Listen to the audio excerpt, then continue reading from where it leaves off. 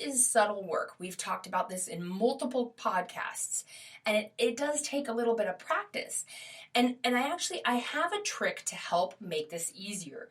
So real quick, we're going to play a little game. And again, if you're working right now, if you're on the treadmill, doing the dishes, or at Benchmark making knives, maybe pause this or try this exercise when you can focus and give it your attention. So it's like a real life exercise in this concept of correcting negative self-talk. So what I'm going to do, I'm going to say a sentence, and I want you to count the acts of negative self-talk. Okay, ready? Oh my God, I'm such a klutz. My fat ass sat on my girlfriend's hat and smashed it. Okay, now let's see how many you got. And I can read that again. Oh my God, I'm such a klutz. My fat ass sat on my girlfriend's hat and smashed it. Okay? If you counted 2 acts of negative self-talk, I want you to really focus on the identifying of negative self-talk. So really take the time to start working on that, seeing when hearing it when other people do it, hearing it when you do it. Really focus on identifying it. Knowing what it is and being able to stop yourself is key to flipping that script. Now, if you counted 3 acts of negative self-talk, I want you to really focus on catching yourself in mid-bash. Just stop talking. And it might be awkward, but that's what's going to make it stand out to you. Now, if you counted all 4 acts of negative self-talk, I want you to think of what you could say next to reverse or correct yourself.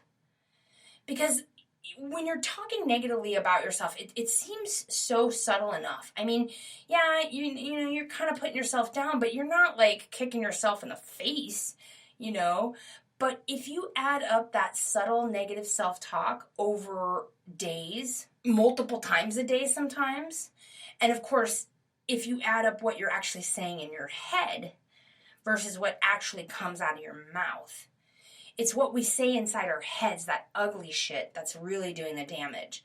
So if you're verbalizing it out loud, you got to really start focusing on correcting that, because whatever's going on in your head, whatever you're putting out into the world is coming right back at you. So you're going to perpetuate that problem.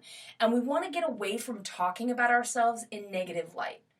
And I've actually asked my friends to catch me when I do it. Tell me when they hear me doing it, because it's such a subtle, subversive way to undermine yourself. But if you do it constantly, it's really going to weigh on you and create a negative self-image, which is the exact opposite of self-care. Number 16, hot towel. Okay, so a quick, subtle act of self-care is, of course, your skincare routine. If you have a routine, that's awesome. Maybe just throw in the hot towel service as a little bonus. You know why they offer you a hot towel after a long flight in first class? It's because when you have that warm towel over your face, it does a few things at once. For my local friends still going through these 8 days of hazardous, choking smoke conditions, this is going to feel even more delicious this weekend. The reason they give you the towel is number one, you're going to breathe in some warm moisture. You've been in recirculated air for hours, or in our case with the wildfires, for days now. And the moisture is good for your entire ear, nose, throat system. Plus, your lungs are absolutely surrounded in fluids, and they need a little refresher too. It also helps you feel refreshed. It clears out your pores, and if you want to level it up, my good pal Corbin with Mad Hippie has hooked me on their cleansing oil, which you rub on your face for a minute, and then you put a hot towel right on top, and you let it sit there for a few minutes, and then rub it off. Oh, it's such a wonderful treat. And again, if you've been in the Pacific Northwest for the past week, you need to do this for your skin. You need to get it cleared out for sure. Number 17, keep your schedule. Now, let's be clear. This is not making a new schedule that you can never actually keep up with all the things you should be doing with your time, that are unrealistic, that are going to set you up for failure, and that way you can beat yourself up. No. We're talking about your actual schedule. It's not complicated, friends. You probably get up about the same time every day, eat the same foods, and do the same things most days. So keep it. And be okay with that being an act of self-care. Number 18, new sheets. Oh my God, how delightful are new sheets on the bed. And even though this is like, a chore, adulting kind of thing, this is really a powerful, subtle act of self-care. And that's really what we're trying to focus on today. We're amplifying these little micro actions to really elevate our feasibility of making self-care a priority. Number 19, no scroll without a love toll. All right, my best friend introduced me to TikTok, and honestly, before the whole thing was like getting taken down, I had no idea what it was. And I hate it so much because I'm so addicted and I have literally lost hours of my life scrolling on TikTok.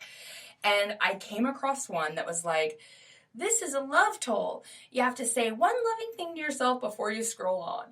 And for me, it was just perfectly timed. And so that was just the best. So I was like, okay, I need to do this more often. And now I do. I set little reminders to stop whatever I'm doing and just love on myself a little bit. I'll say things like, you're badass. And I'll give gratitude for my life because I live a freaking awesome life. I go on these adventures and I'm surrounded by incredible people that support me and love me. And it's just something that you have to remember to do, is to love on yourself. Cut yourself a break. Just that little bit.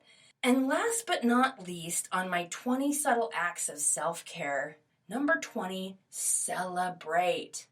Okay, we've talked about this on multiple podcasts, but you know me, I'm the queen of repetition when it comes to what works. And celebrating what went well, that works. Start looking for what you can control and really start celebrating every time you do one of these small acts of self-care, even if it wasn't intentional.